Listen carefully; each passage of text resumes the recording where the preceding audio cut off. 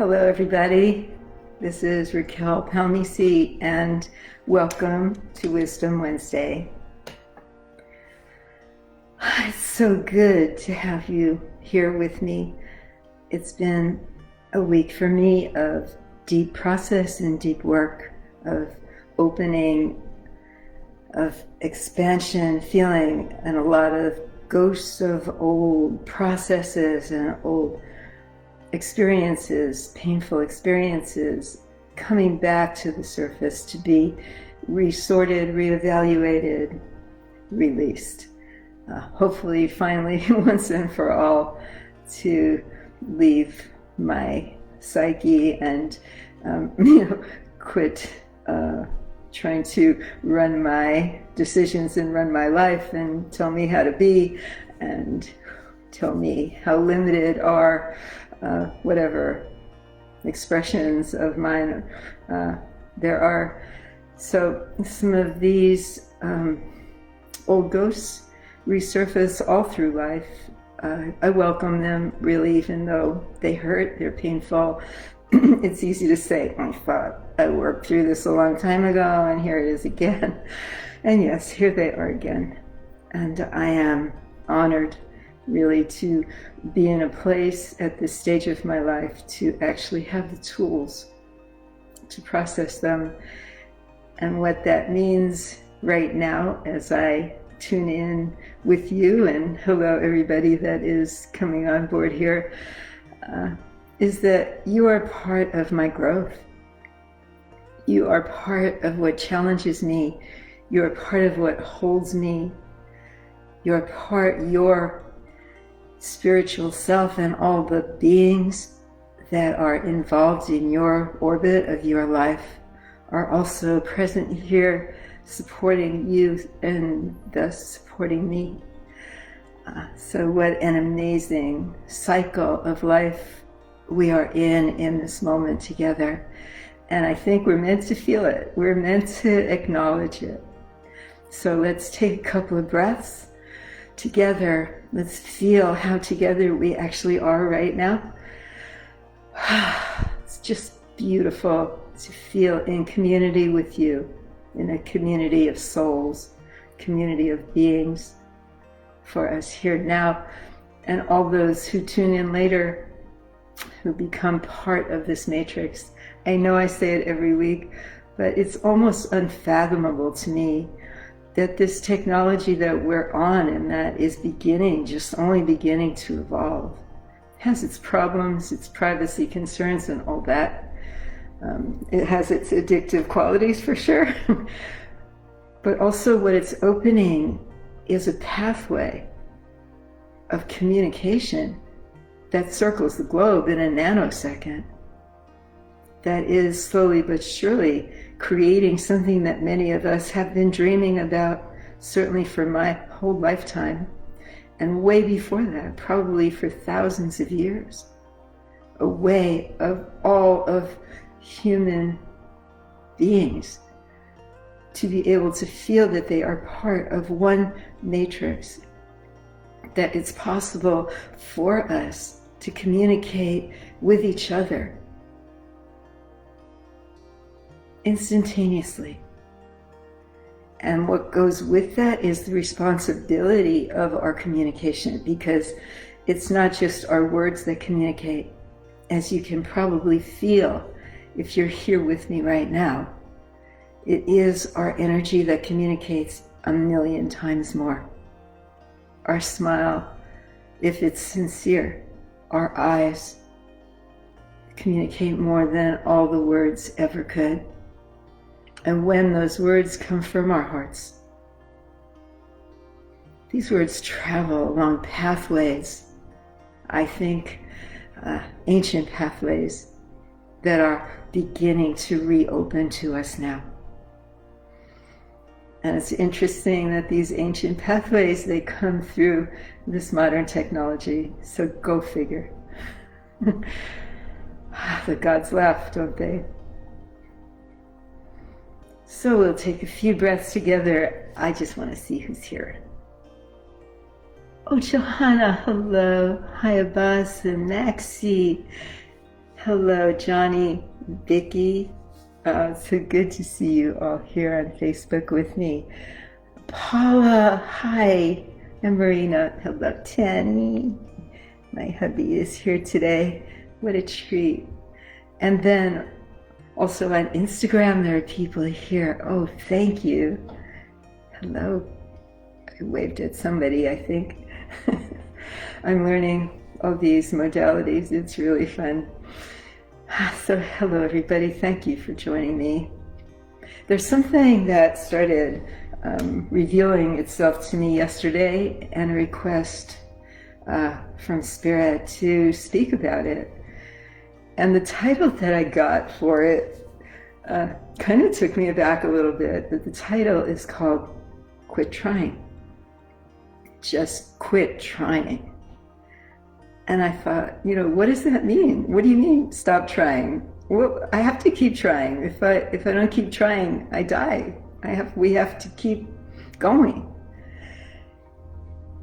And then I began to get the download about that. The trying is not really living. That what is it actually that makes a baby want to walk? This was the first example that Spirit gave to me. What is it that makes a baby want to walk? Is it that he's trying to show off? Is it that he's competing with his brother to see who walks better? No, the baby is walking, learning to walk, because the baby wants to get from here to there, and he feels his legs wanting to move, so he tries them out. And he begins scooting across the floor, crawling across the floor, and my God, I can do this. I can move from here to there on my own. And listening to her body, she begins to feel this inspiration to grab onto something, the side of her crib, or a hand that might be hanging down for her, or a table ledge, and she pulls herself up, and oh my God, I have legs. These legs, I wonder if they can walk, if they can move me. And maybe with a little help from a local adult, she finds herself taking her first steps and delighting, squeaking, giggling about her body. My God, my body got these legs. And then, of course, she falls down and cries, and gets up and walks again. But the motivation for that baby to learn how to walk is not about trying as we know it. Sure, she's trying it out. But what it really is her engagement with life. She's engaged. That little boy, he's not thinking about doing anything better than somebody else. He's not aspirational.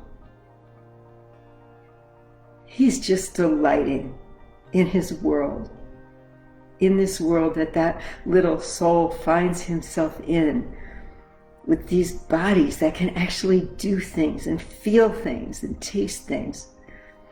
So he will taste anything that he can get into his mouth. He'll feel the textures of it. The taste of it will just thrill him or make him cry maybe, not like it or love it. And he'll cover his high chair. He'll paint art with his food. There's no limitation on expression. There's no definition of what that means. It's simply just having the experience of it.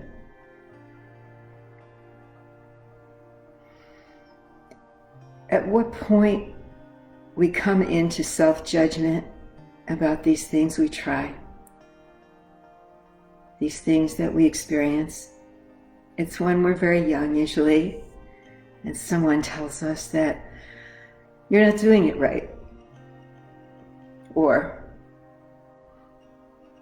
just do it. Look at little Timmy over there. He can already run. You can't even walk yet. Look at the pretty picture that your sister made. Why are you just throwing things around the room?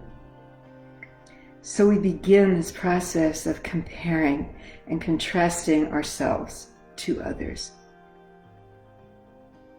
That is a sad moment for a little human being, because a lot gets lost there. And we can spend the rest of our lives trying to reclaim a certain kind of innocence and enthusiasm about life that comes from simply living it, from simply experiencing it. And yet, what I hear so often in people that I work with is that they feel this pull in their hearts to do creative things, to reawaken, or maybe awaken for the first time, a creativity that they know is inside them. And yet they're terrified to try it. I have to learn it. I have to take a course in it, and I have to do it right. And then pretty soon they're all excited. They get into it. And then they lose the enthusiasm because they get caught in trying to do it right, in trying to do it. Instead of being able to be engaged with it as an adventure, they set themselves a goal of it, decide what it will look like to meet that goal, which is usually based on someone else's ideas or work. I want to be as good as that person. To get that person that I'm working with to reclaim their natural love of engaging in life, of understanding there's really no right way to do things. Yeah, there are skills to learn, always. But the skills are not to be confused with the joy of doing. Because if we lose the joy, the adventurousness, the engagement, then it just becomes another thing on our to-do list. Becomes another thing to try to get good at. Another thing that we're competitive and judgmental, self-judgmental mostly about. When you're in a flow, a natural flow, with your own creative impulses, you're not afraid to learn it. When I was a girl in school, I think I had a natural proclivity to learn math, especially geometry, which fascinated me because of its shapes, and it seemed somehow to mimic nature.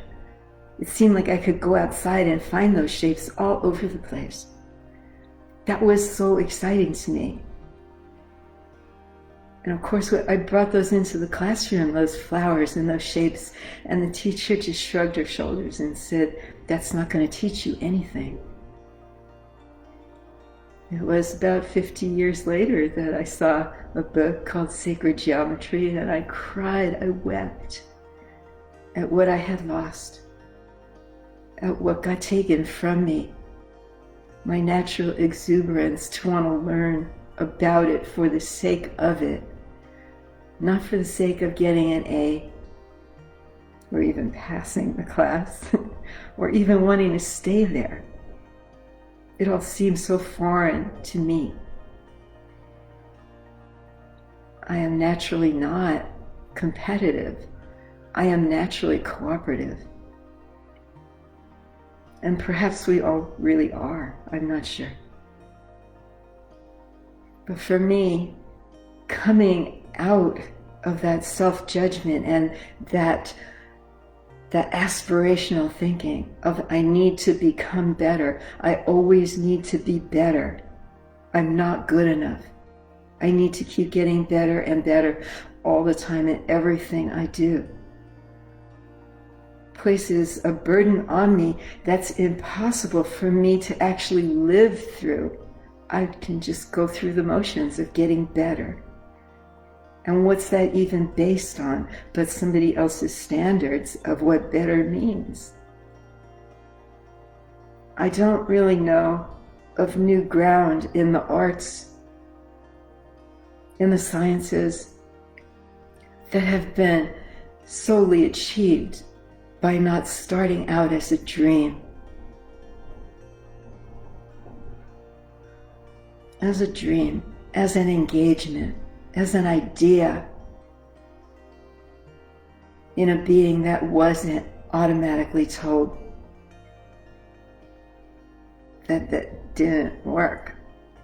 Forget it. Go get a good job. Life is cruel, and our parents often want the best for us, and they worry about us, as you know.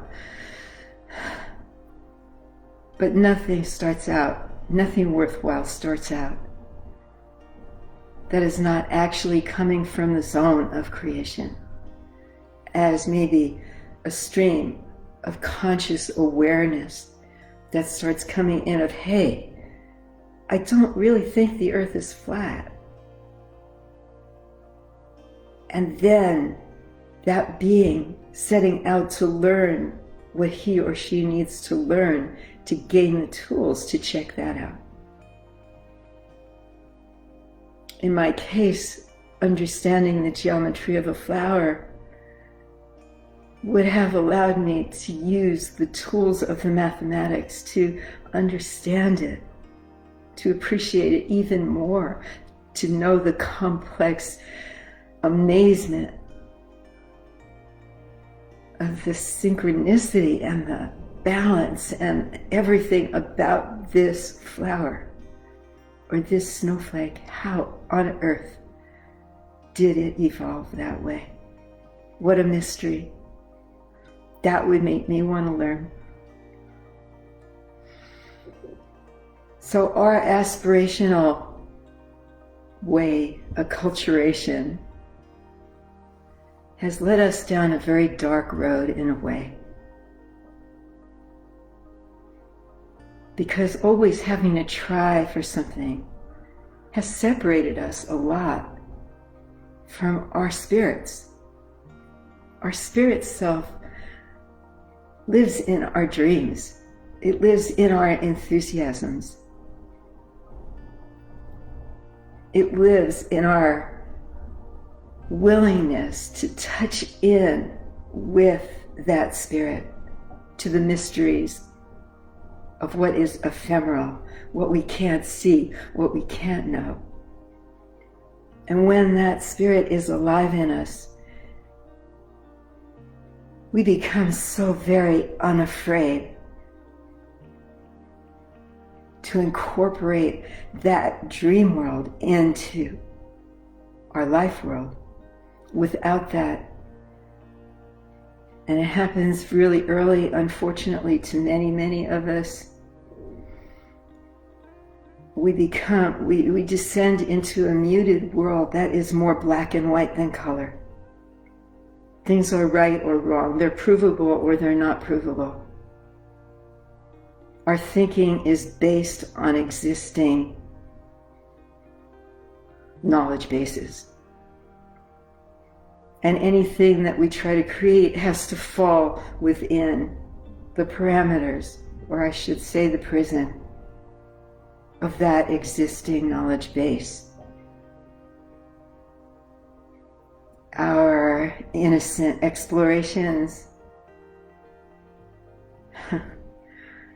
they become mired in unacceptability. And sooner or later we drop them. We let it go in the name of acquiring skills, of achievement, of accomplishment, of being recognized, of being seen in this way as a successful person. This is okay, and a lot of people thrive within this. But more and more of us are not. This black and white world of acquiring skills, of aspiring to keep getting better, causes us to keep chasing some sort of idea of where we're supposed to be.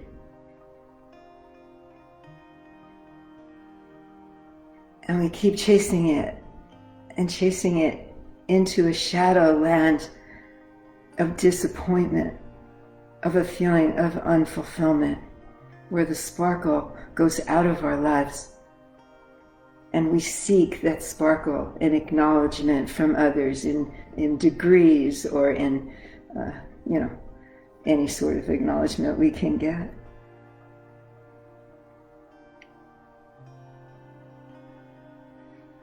This is a sad, sad way of being.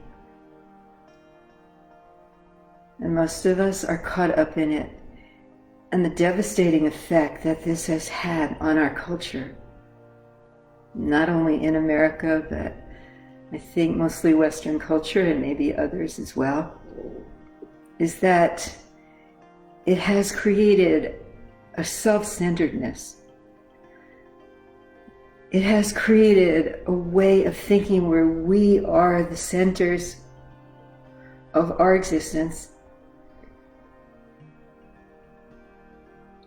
And this self-orientation seeks always to fulfill that which feels good only to us. It is the opposite of what the human experience promises to become as we evolve. And that is coming out of the meanness. It used to be called the me generation, starting in about the late 60s and 70s. Our elders at that time were appalled at how self-centered we teenagers were back then. All you care about is yourself. And they were right, but that's how they were raising us too. And that is how we raised our children. And that is how those children raised those children. And I am hoping that at this point, with this pandemic raging around the globe, that we are beginning to realize how linked together we are. That this aspirational thinking, this self-centeredness, well, I'm healthy. Don't tell me to wear a mask. You can't tell me what to do. Without really a thought of, wait a minute, this might be protecting someone else. What can I do to actually take care of others? I know I've spoken about this before, but honestly, here it is again. I actually have a couple of notes here. I've never done that before. So coming out of this meanness, me, how can I get better? How can I keep chasing myself around so that I am recognized as a good human being by my family, my children? What can I do? What we really should be looking at is the old saying that a high tide lifts all boats. That when we are engaged fully in life and when we are motivated by that engagement in life just for the experience of it, we are always minded towards lifting up someone else with us. It is just natural. We can't even help it. It's the way we are. When we begin to start moving to the rhythms of what is actually true to us, what feels really good for us, we become an inspiration to other people. We want to share that feeling with other people. Come, dance with me. Just dance. Just let's let the music move us. Let's let life move us. We don't have to do it right. Maybe there's no right way to dance in life. We are naturally lovers of learning. We love it when we get off our own backs and enjoy it and learn for the sake of learning, not for the sake of achieving.